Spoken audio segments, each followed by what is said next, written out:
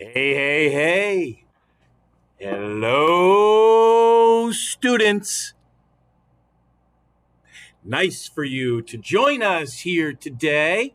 And we are going to get started right away. This week, we are talking about living things. And before we get into our notes, I want you just to pause for a moment and think about some different living things that you can think of in your own brain from your own experience. Go around the room right now and think about living things. Let everybody give an example of a living thing. All right, we're back. Now let's talk about our notes. So open up our books. Let's open your books to your notes page. And while you're doing that, quick review here for you. And again, our topic this week is living things. Hopefully, yesterday you remembered to watch some of the video hyperlinks throughout this lesson, and some of them, you have to admit, some of them were kind of cool. I hope you thought so, because I know I thought so too. But in addition, this week, oops, wrong button. This week also, don't forget, our Scientist of the Week and our weekly challenge. I know some of you were challenged last week with remembering the Scientist of the Week, Antoine van Leeuwenhoek, and trying to get the spelling of his name. So I'm going in the opposite direction this week. Opposite direction, and giving you a really simple name for this week to remember. His name, John Ray.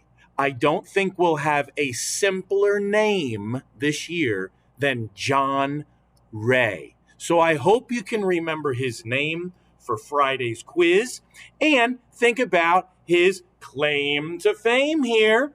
He was an English naturalist who published important works on botany and zoology. By the way, does anybody know what botany is? It's the study, not of bots, but of plants. And zoology, look at the word zoology, Z-O-O. What do you find a lot of in Z-O-Os? Animals. Zoology is the study of animals. So he published some stuff on plants and animals. And his classification of plants was an important step to modern taxonomy. And no, that has nothing to do with money. Taxonomy, as we're going to learn in a whole topic later on this year, is the study of classification, of grouping things together. And he's the dude who defined the word species. So we're going to be talking a lot about species this year, and we can thank John Ray for defining that. So John Ray is his name. Defining species is his claim to fame. And our weekly challenge, don't say it out loud, but you have until Friday to think about it. The weekly challenge is, on average, and I hope you remember what an average is from math class. An average is when you tally up a whole list of numbers and then divide by how many numbers there are. So if there are 5 numbers, you add up the 5 numbers and then divide by 5. So that's what the word average means. On average, how many eggs can a rooster lay in a year? And no trick question here as far as the length of year is concerned. No leap year. We're just talking about a 365-day year. On average, how many eggs can a rooster lay in a year is the question. You've got till Friday to come up with an answer. All right, let's get into the meat, if you will, of our topic. There's been a lot of talk recently about the red planet. Anybody know what the red planet is called? Just yell it out if you do. Yeah, this is Mars. You can see it does have a little bit of an atmosphere in this picture. It's got an ice cap on its pole. It has different regions to it. Mars is one of our closest neighbors in space, and it has received a lot of attention in recent decades, especially. We've sent a number of space probes there. In fact, I have an uncle who worked on grinding the lenses for NASA that were on the Viking spacecraft. His lenses are on the planet Mars, right there. Well, it's 30 some odd million miles away from us, but his lenses are out there. That's pretty cool. That's pretty cool. I think it's cool. Anyway, there have been some recent discoveries made on Mars, and some of these beautiful pictures that have been taken with high-tech cameras have revealed that, well, check this out. They've noticed that, Mars does have seasons like Earth does, and they've noticed that in the late spring, early summer on Mars, there are these structures that form along some of the hillsides. Now, if you look at those structures, we have similar structures to that here on Earth. Now, imagine you are many miles above the Earth's surface. You look down and see structures that look like these. What do you think they look like? What do you think they look like? Kind of look like rivers, right? Well, we have recently found on Mars that during some times of the Martian year, there are these little rivers that seem to form. Now, on Earth, what creates a river? What flows through a river? Everybody. Water. Well, as we're going to discover this week, water is an essential part of life on Earth. If we didn't have liquid water on Earth, we would not have life as we know it. And these recent discoveries from Mars seem to indicate that in the past, on Mars, there was once a lot of water. Now, they haven't found surfboards or rubber duckies or beach equipment on Mars, but they have found a lot of evidence for large bodies of water on Mars. In fact, we've got another probe going up there right now to land with a rover and sniff around and find these areas that were once obviously filled with water. They're looking for evidence of life. Yes, we have spent millions of dollars over the years looking for alien life on Mars. It's true. It's true. And how earth-shattering would that news be if we actually discovered that there was once life on Mars? That would really be groundbreaking news. It would be top news all around the world, that's for sure.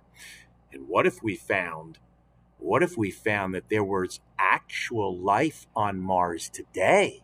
Now that would be pretty cool. Mars isn't the only place in our solar system where there might be life. There's another place in our solar system a little bit further out called Enceladus. Enceladus is a moon of Saturn. And also, in recent years, we have discovered that there certainly seems to be an entire ocean under an ice crust on this moon of Saturn, an ocean which contains more water, liquid water, than our planet Earth has all put together. Some scientists are thinking, golly, if there's that much liquid water somewhere in our solar system, then maybe there are living things there as well.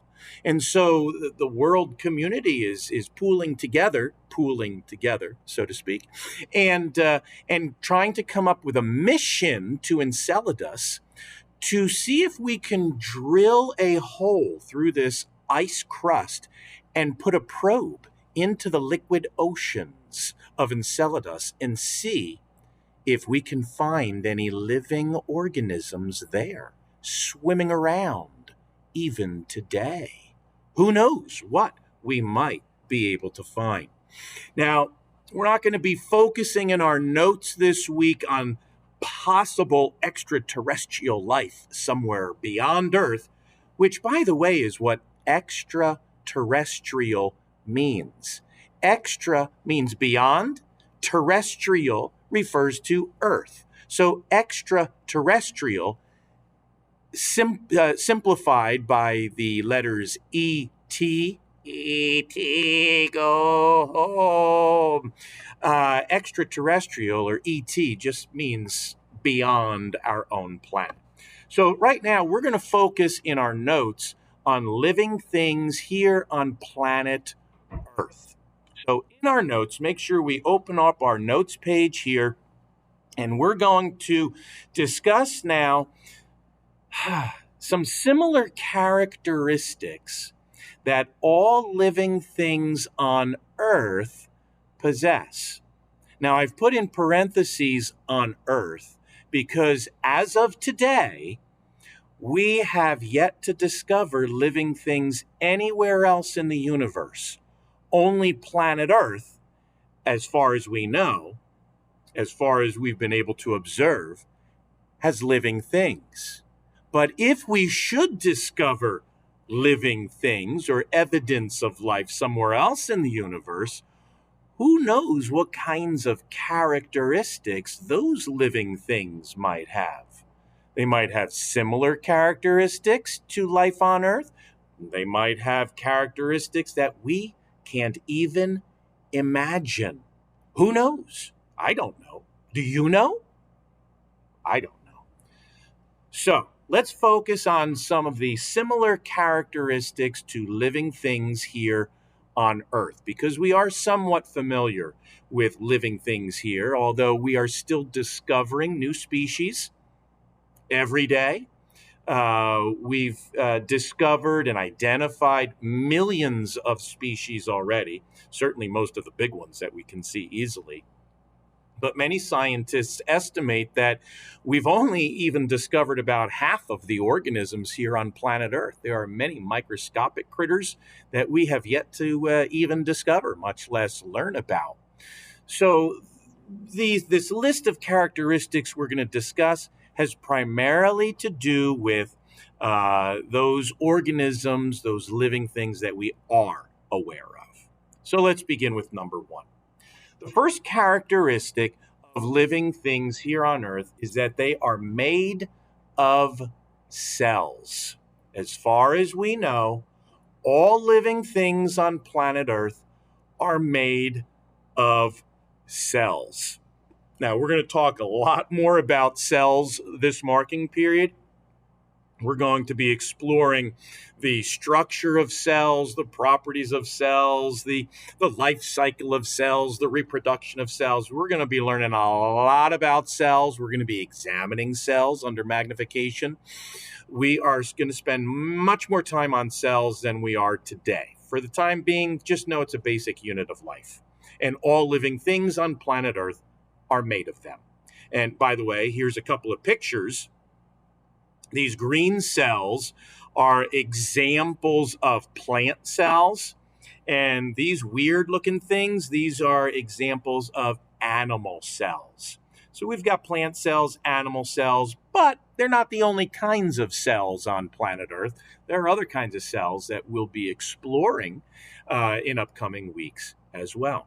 But first characteristic, all living things on Earth made of cells. Number two. Number two. Number two. All living things have the ability to move.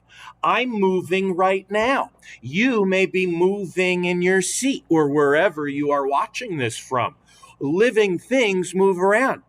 Now, I know some of you might be saying, well, wait a minute. Plants don't move. They just sit there. Did you watch the videos yesterday with that bean? Oh my goodness, that was like a plant dancing to the music. Absolutely. Of course, it wasn't dancing with the same rhythm and motion and speed that we might dance with, but moving nonetheless. Plants do move.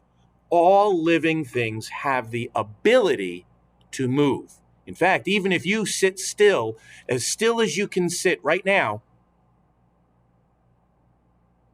you're still moving. Your heart is pumping blood, the air is going in and out of your lungs, et cetera, et cetera. There's still movement going on. All right, let's move on to numero 3. Number 3, chemical activities. All living things undergo various chemical activities. The AKA stands for also known as. We can summarize this whole list with the word metabolism. Now, when you think of metabolism and these various chemical activities that all things possess, whether they're big organisms like us or itty bitty microscopic organisms, all organisms undergo these activities, starting with ingestion.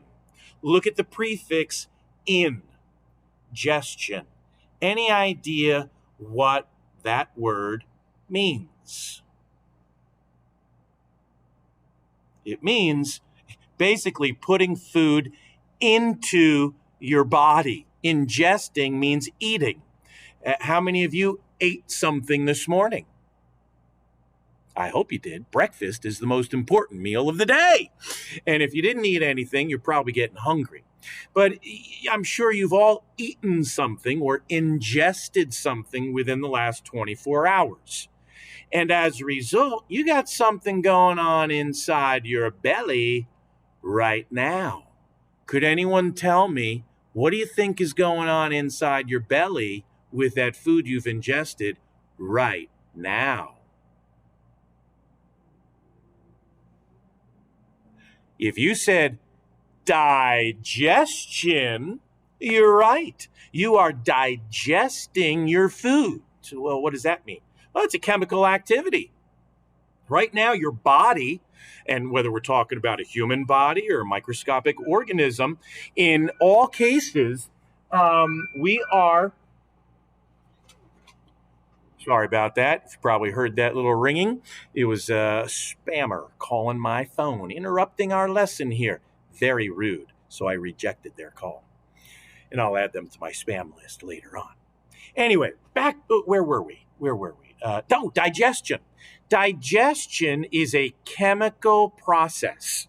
A chemical process. The food that you've ingested has to be broken down so that your body can use it. And that's what digestion is. Again, we'll be learning a lot more about that in the near future, but for now, digestion is the breaking apart. Separating, like dissecting words. Digestion, breaking apart the food that you eat in order to make it usable. That's what digestion is. Next one, respiration.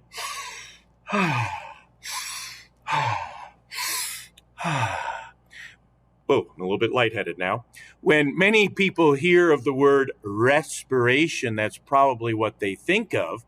Respiration with people is the taking in of oxygen and the releasing of carbon dioxide gas, and we use our lungs, although fish use their gills. Different organisms do it different ways. But respiration is exchanging gases, good gases for bad gases. We take in the good gases, whatever they might be, like plants. The good gas for them is carbon dioxide, the stuff that we breathe out. And then they breathe out the bad stuff, which is oxygen for them, but that's the good stuff for us. It's a nice cycle that way. Nature has a way of recycling things. And then finally, everyone's favorite, excretion. Excretion. If you look at the prefix of the word excretion, maybe other words come to mind like exit or exothermic or exoskeleton. Exit is a good one. What do you do when you exit a room? You leave it, right? Excretion is what happens to all of that digested food when it is all, well, processed and completely digested. All of that waste material is excreted, it comes out of the body, both the liquid waste and the solid waste. We won't explore that, certainly not literally. We won't explore that right now, but you've experienced it. All right, let's move on. So, number three, chemical activities, metabolism. Let's go on to number four. Number four, all living things grow and develop. All living things grow and develop. I mean, think about it right now, okay? How many of you are bigger now than the day you were born? I hope all of your hands are going up, or I feel very, very sorry for your mothers. Of course, you're bigger now. You have been growing ever since, well, even before you were born, you've been growing. And you are also developing. Right now, you're probably in a phase of life called adolescence or puberty. And your bodies are going through changes and you are developing in different ways. When you get to be my age, you're not developing in positive ways anymore. You're getting older. You're getting older and you're getting closer to the end of your life cycle. But let's stay focused here for now and go to number five. All living things respond to stimuli. If I were to take an object and throw it at you, woo! Oh, goodness, messed up my computer. Sorry about that. If I were to take an object and woo, throw it at you, you would respond. Why? Because you're living. You're a living thing. Uh, Only if you're not living would you not respond. But living things respond in many different kinds of ways. I mean, the throwing an object at you and catching it, that's one way that we can respond to a stimuli. But plants can respond to the stimuli of light in order to grow. Different organisms respond to different kind of stimuli.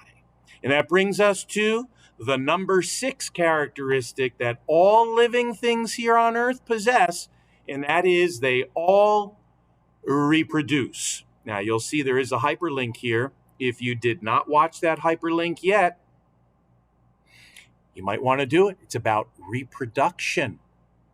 No, don't get too excited. All right. But all living things need to reproduce. Think about it for a moment. If a species, if some type of organism was not able to reproduce, what would happen to that species? Yeah, it wouldn't be any longer. It would go extinct. The species wouldn't exist if it wasn't able to reproduce. Okay, so here we have the six characteristics of living things. So at this time, I am going to say farewell for now. Oopsie doopsie. I'm going to say farewell for now for this particular episode, the characteristics of living things, and stay tuned for next time when we talk about the origins of life on Earth.